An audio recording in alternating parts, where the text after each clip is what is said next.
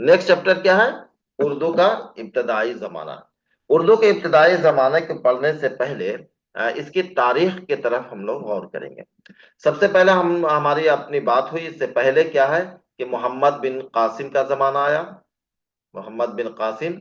उसके बाद क्या है? महमूद गजनवी। लिखा क्यों नहीं रहा सही से? गजनवी। गजनवी के बाद जो है पूरा का पूरा एक मुसलमानों की हुक्मरानी होती है, और उसको कहते हैं क्या है, मिडिवल हिस्ट्री।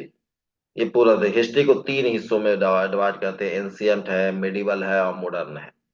मध्यकालीन जिसको कहते हैं। तो मिडिवल में जो है वस्ती जो हुक्मरान है वो आपका ये सारे हैं आपका। कौन कौन से बादशाह हैं? तो आपको देखिए, कुतुबुद्दीन ऐबक, जलालुद्दीन खिलजी, गयासुद्दीन तुगलक, खिजर खान और बहलोल लोदी। ये सब आपके मिडिवल में। अब यह है कि इसको थोड़ा सा याद रखिएगा तो बहुत अच्छा रहेगा। एक ट्रिक है, अगर इसको याद रखिएगा तो याद हो जाएगा। और ये ट्रिक है कि गुलाब खिले तो सांस लो।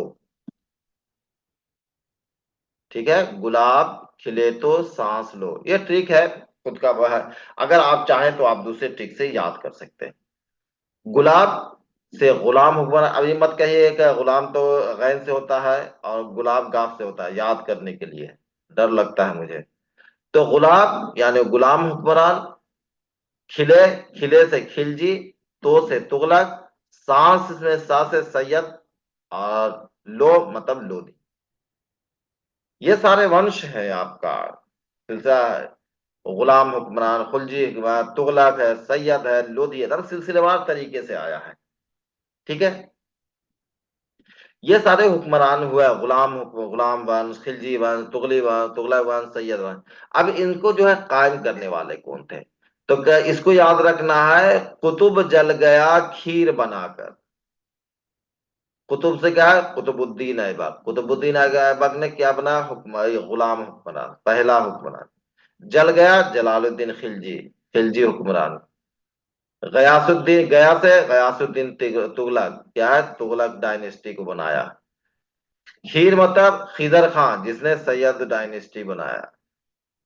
और उसके बाद बनाकर यानी बहलोल लोदी, यानी लोदी हुक्मरान। याद हो जाएगा। जी सर। यहाँ कोई कंफ्यूजन नहीं होना चाहिए। इसके बाद जो जमाना आता है, मुगल का दौर आता है। सबसे बड़ा जो है मुगल का। तो मुगल का जो अहम है देख लीजिए। मुगल का भी अगर याद रखना होगा तो इस ट्रिक को याद रख लीजिएगा, हो जाएगा। भाजी सब्जी फोर मासा। भाजी, देखिए यहां से बाबर, एच से हुमायूं, ए से अकबर, जे से जहांगीर। ठीक है। अब सब्जी में तो देखिए, यहां से एस से आ गया शाहजहां, फिर ए से हो गया औरंगजेब, फिर हो गया, बी से हो गया बहादुर शाह, और जे से हो गया सब्जी। ये जे साइलेंट है ये सब। फोर को यहीं पे छोड़ दीजिएगा। अब माँ से हो गया, माँ से हो गया देखिए महमूद शाह, फिर ए से हो गया फिर आलमगीर, और फिर ये हो गया ए से हो गया शाह आलम। तो इतना नहीं याद रखिएगा, आप जो याद रखिएगा उर्दू अदब तरह से यहां तक हमारा इंपॉर्टेंट है ये हमारा इंपॉर्टेंट है। ठीक है, खास कि ये जो है आपका दक्कन को पूरे का मुगलिया सल्तनत में यही करते हैं, जो 1707 में इनका इंतकाल होता है। तो एक जो है बराबर तरीके से याद करिए। और सबसे आखिरी का जो याद रखिएगा वो आपको बहादुर शाह जफर है। ठीक है। ये आपको मुगलिया सल्तनत का हो गया। इसके बाद को जो उर्दू के ताल्लुक से थोड़ा सा याद रखना है, पूरा नहीं, अब आधे ही पढ़ाएंगे इसको। पहला तो है कि उर्दू के अगर इर्तका की बात कीजिएगा, इब्तदाई जमाना, एक तो 1000 साल तक तो हम लोग पढ़ लिए थे वहां तक। मगरबी हिंदी और उसकी बोलियां तक लेके आते हुए 1000 तक हम लोग लेके चलाए थे। उसके बाद देखिए 1000 से लेके 1193, इस डेट को याद रखिएगा। यही आपका जो है अहम है, यहीं से जड़ पकड़ रहे हैं। अब यहां तक जो उभरने वाली जो जबान है इसको कहते हैं प्री उर्दू, यानी पेश रू। वो जबान जो अभी तक ना तो लिखी जा रही थी या लिखी नहीं जा, तहरीरी तौर पे नहीं थी, यानी अभी जबान बन रही थी। और ये इसको कहते हैं प्री उर्दू। जब्त तहरीर आने से पहले यानी लिखने से कब्ल जो है वो ताम जो जबान होती है उसको कहते हैं बाज तामीरी, रिकंस्ट्रक्शन कहा जाता है। वो जबानें जो अभी लिखने की इब्तदाई रूप में है, अभी लिखा नहीं जा रहा उसमें कोई चीज, उसको बाज तामीर कहते हैं। बाज तामीरी जबान के तहरीरी नमूने दस्तयाब नहीं होते, जाहिर सी बात है जब लिखने का काम ही शुरू नहीं हुआ तो कहां से होगा। बाज तामीरी जबान के तहरीरी नमूने दस्तयाब नहीं होते हैं। ऐसी जबान को मफरूजा जबान कहते हैं, हाइपोथेटिकल। आप जब रिसर्च कीजिएगा तो इसमें ये होता है कि रिसर्च करने से पहले आप जो है एक मफरूजा बनाते हैं कि ऐसा हो सकता है। तो वही जबान को कहते हैं, कि जबान को कहते हैं मफरूजी जबान कहते हैं, हाइपोथेटिकल लैंग्वेज कहते हैं बाज तामीरी को। उर्दू का बिल्कुल इब्तदाई रूप 1000 से 1193 तक की जबान में देखा जा सकता है। पेशरू इसी को कहते हैं ना, प्री उर्दू पेशरू। पेशरू का इर्तका अपभरण से हुआ है, तो उर्दू का ताल्लुक अपभरण से है, इसीलिए लिसानी एतबार से अपभरण से बहुत ज्यादा करीब है। अब देखिए मसूद साहब एकदम सिलसिलेवार तरीके से चल रहे हैं यहाँ से, बीच में कोई गैप नहीं है, उर्दू के एकदम किस तरीके से आगे बढ़ रही है वो। मसूद साद सुलेमान पहले मुसन्निफ है जिन्होंने अरबी और फारसी जबानों में लिखने के अलावा पेश उर्दू में भी लिखा, यानी वो जबान जो अब बिल्कुल इब्तदाई दौर में है और पूरी तरीके से नहीं बनी है, उस जबान में सबसे पहले अगर कोई लिखने वाला है तो वो है मसूद साद सुलेमान। और इसका तज़किरा कौन करते हैं? अमीर खुसरू कहते हैं। अगर अमीर खुसरू ना कहते तो इनके बारे में कोई जानता भी नहीं। आ चूंकि अमीर खुसरू ने इनका नाम लिया है, इन्होंने बताया, इसलिए हम इसको पढ़ते हैं। इनका कलाम मौजूद नहीं है। जिस दिन इनका कलाम मौजूद अगर हो गया, जिस दिन कोई दस्तयाब कर दिया, रिसर्च कर दिया, तो उर्दू का पहला शायर साद सुलेमान ही होंगे। मोहम्मद औफी की फारसी तज़किरे लुबाबुल अलबाब में इसका हवाला हिंदवी के नाम से मिलता है। तो शुरू का इब्तदाई जो उर्दू नाम है उसका पहला नाम क्या है? हिंदवी। अमीर खुसरू ने भी इस्तेमाल किया। मसूद साद सुलेमान के हिंदवी दीवान का जिक्र अमीर खुसरू ने किया है, ठीक है। और किसमें?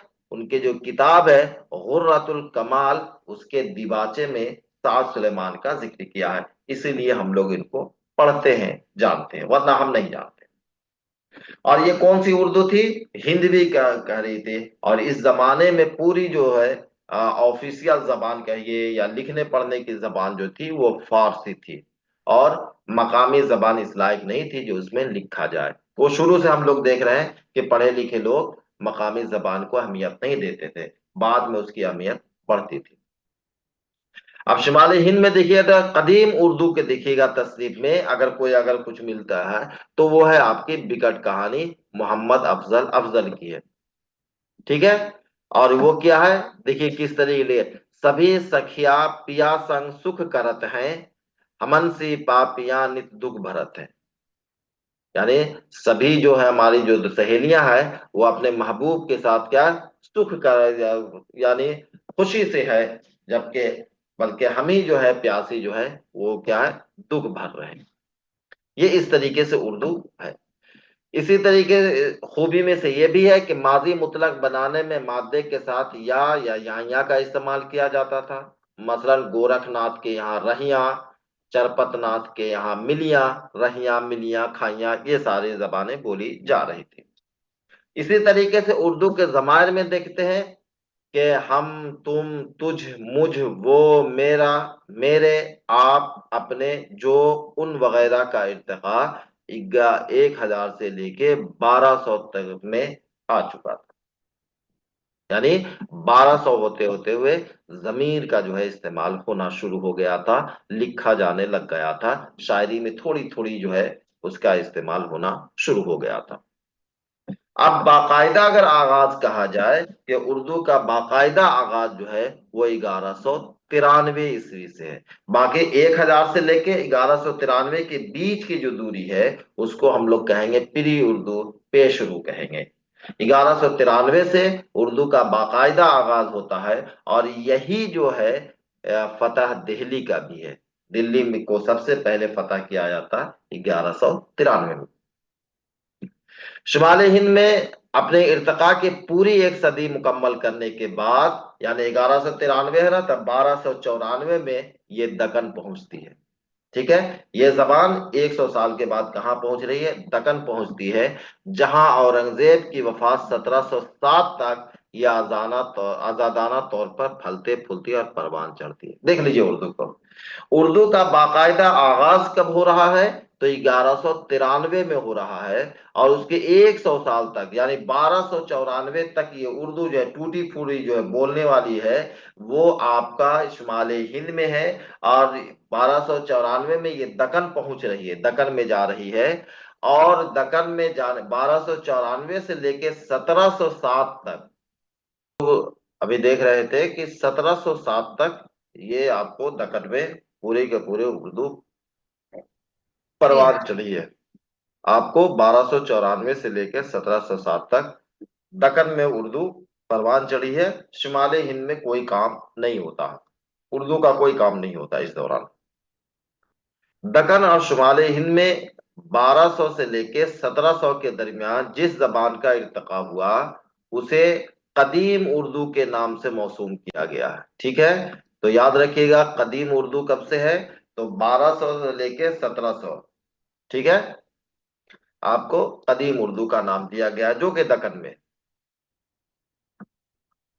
इसी तरीके से शुमाली हिंद में कदीम उर्दू के इब्तदाई नमूनों का फुकदान है, नहीं है। जो भी काम हो रहा है वो सब के सब दक्कन में होगा। 1200 से लेके 1700 तक की बात अगर करते हैं, शुमाली हिंद में जो अदबी और लिसानी सरमाया दस्तयाब है वो सब के सब सूफिया कराम के मलफूजात हैं, याद रखिएगा। 1200 से लेके 1700। ठीक है। 1200, 1294, 1000 से लेके 1294 तक, यानी 1294, 1200 और 1294 इसमें, क्योंकि एक ऐसा तो है नहीं कि जबान है कि चलो भाई आज ये तो कल कुछ और, धीरे धीरे तब्दीली आती है।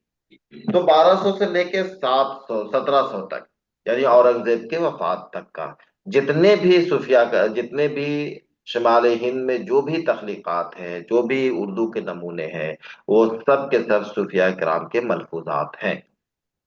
अब वो कौन कौन से हैं ये देख लीजिए। शुमाली हिंद में उर्दू के बिल्कुल इब्तदाई नमूने सूफिया कराम के मलफूजात देखने को मिलते हैं। मौलवी अब्दुल हक ने उन्हें इकजा करके किताबी सूरत में कर दिया है, और वो आपके इसी नाम से।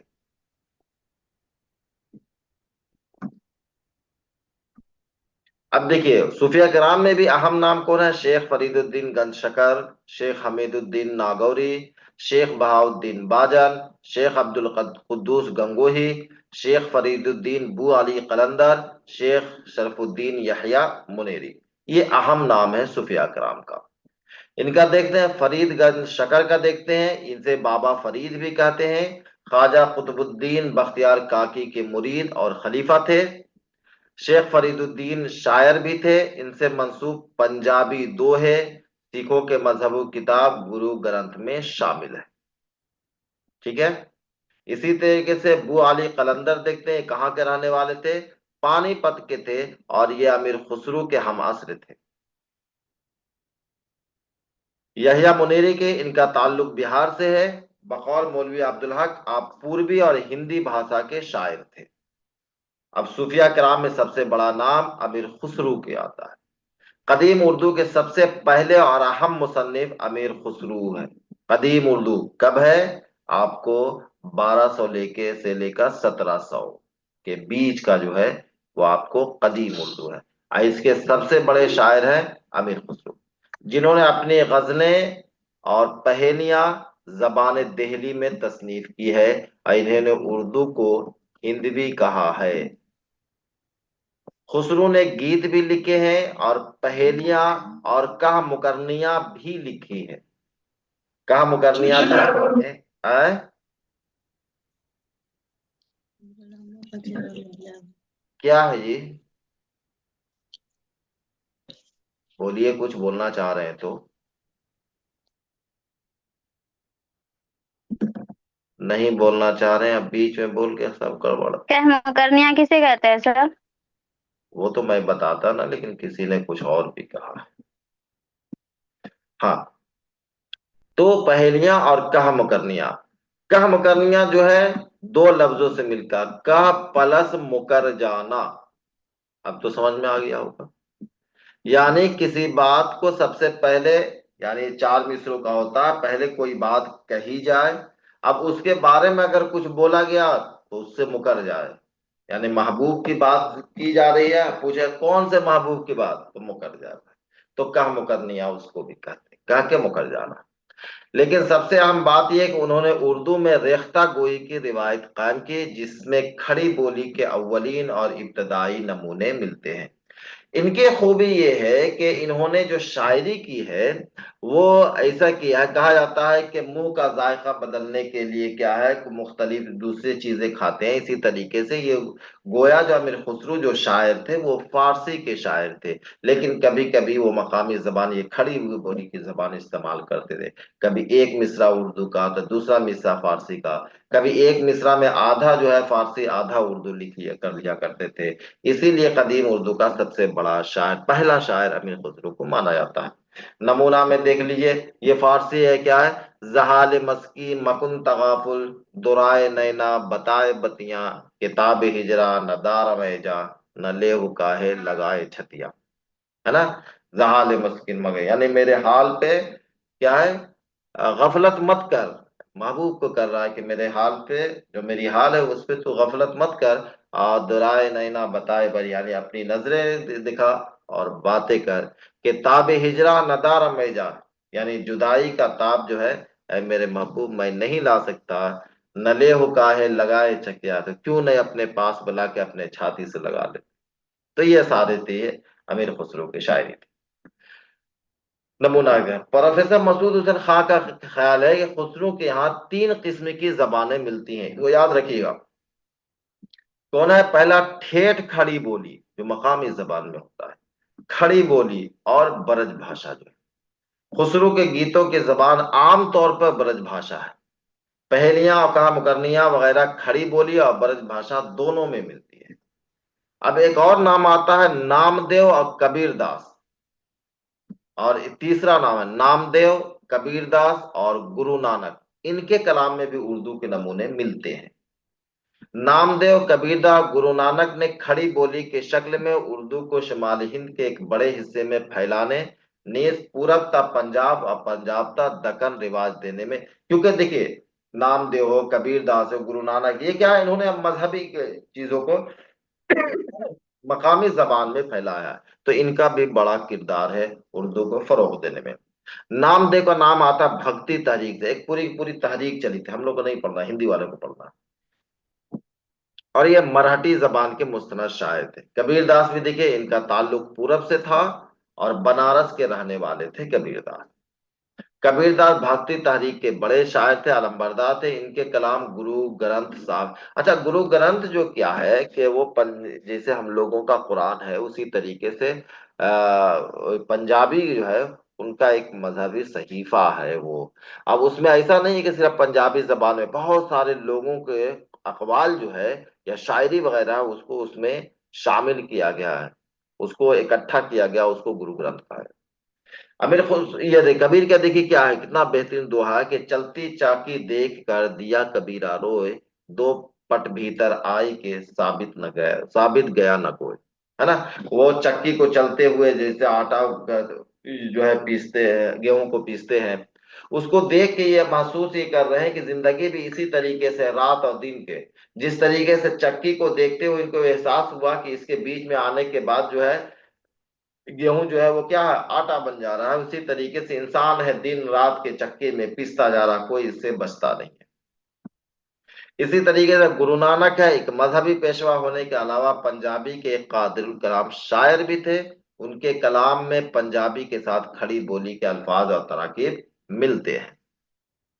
ठीक है, तो ये आपके उर्दू के इब्तदाई नमूने हैं। इसके बाद पूरा दक्कन का सिलसिला चलता है, और ये पूरा दक्कन हम लोग इसके बाद पढ़ेंगे। और दक्कन का बहुत लंबा चलने वाला है। बहमनी दौर उसके शायर, उसके बाद आदिल शाही उसके शायर, कुतुब शाही उसके शायर, उनकी जो मसनवियां है वो सब के सब हम लोग एक साथ पढ़ते हुए आगे निकलेंगे। बल्कि दास्तान का जो मसनवी का जो हिस्सा है दूसरे यूनिट में, उसको भी हम लोग यहीं पढ़ लेंगे, साथ ही साथ जो है पूरे के पूरे दक्कन को पढ़ते हुए हम लोग आगे निकल जाएंगे। तो चले, आज के लिए इतना ही है। बाकी अगर कोई सवाल है तो पूछ सकते हैं। थोड़े देर के लिए कट गया था, वरना अगर उस टाइम पूरा हो जाता तो दोबारा कनेक्ट भी ना होते।